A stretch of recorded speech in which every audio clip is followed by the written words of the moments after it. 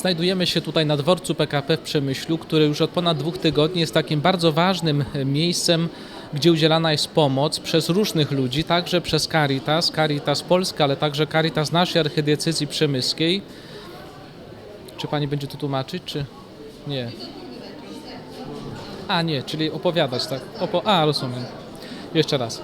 Znajdujemy się tutaj w Przemyślu na dworcu PKP, gdzie od ponad 2 tygodni udzielana jest szeroka taka pomoc ludziom potrzebującym, zwłaszcza migrantom, kobietom i dzieciom, którzy właśnie uciekają z terenu Ukrainy do Polski, po to, by szukać tu przede wszystkim bezpieczeństwa, pomocy, wsparcia, no i by budować taką przyszłość, która w ich kraju została mocno zaburzona.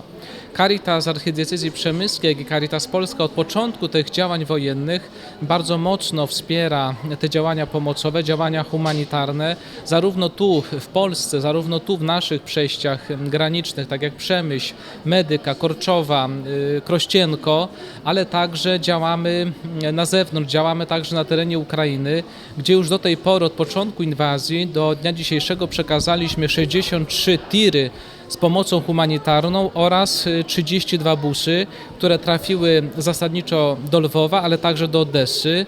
W tej pomocy humanitarnej znajduje się przede wszystkim żywność, długoterminowa żywność, ale także woda, leki, koce, prawda, różnego rodzaju produkty, które tam na miejscu są bardzo potrzebne i brakuje ich po to, żeby zabezpieczyć tam mieszkańcom wiosek czy miast, okolicy Lwowa czy Odessy najbardziej takie potrzebne rzeczy.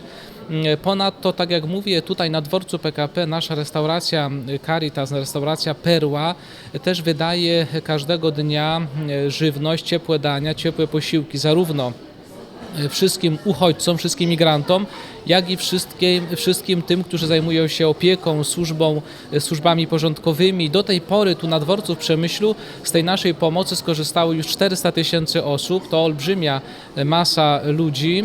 Dzięki też zaangażowaniu wielu ludzi, wielu dobrych ludzi o dobrym sercu, dzięki takiej międzyludzkiej solidarności te działania możemy czynić.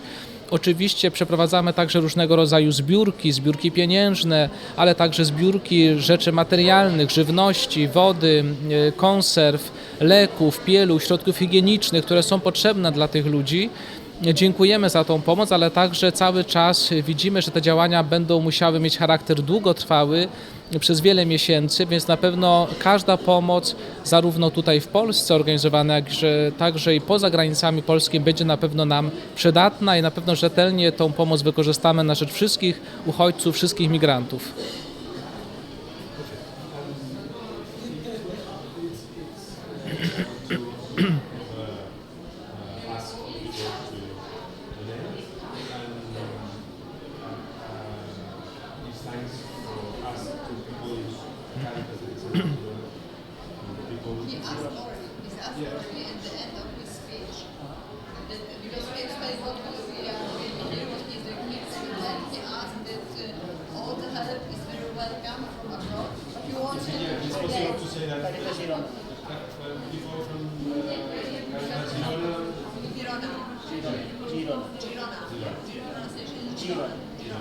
Chciałam powiedzieć, że po polsku, że prosi ksiądz Caritas Girona o wsparcie.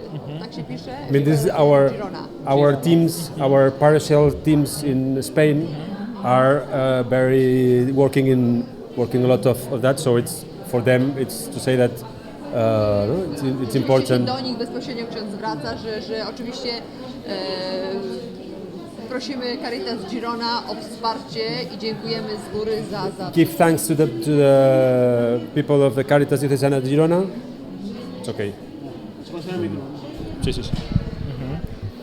Dziękując za wszelkie formy wsparcia, zwracamy się też z wielką prośbą, z gorącym apelem o zaangażowanie i pomoc Caritas Girona na rzecz właśnie tutaj uchodźców, którzy znajdują się zarówno w Polsce, jak i też, którzy będą przemieszczać się do różnych innych krajów, ale tutaj na początku tej swojej drogi trafiają do Przemyśla, trafiają do naszych tutaj lokalnych Caritas, po to, żeby im pomóc, po to, żeby wyposażyć ich w odpowiednie środki, w odpowiednie, prawda, rzeczy, tak żeby czuli się tutaj najbardziej i najlepiej zaopiekowani. Prosimy o tą pomoc, z góry też bardzo dziękujemy za wszelkie dobro, za wszelką międzyludzką solidarność.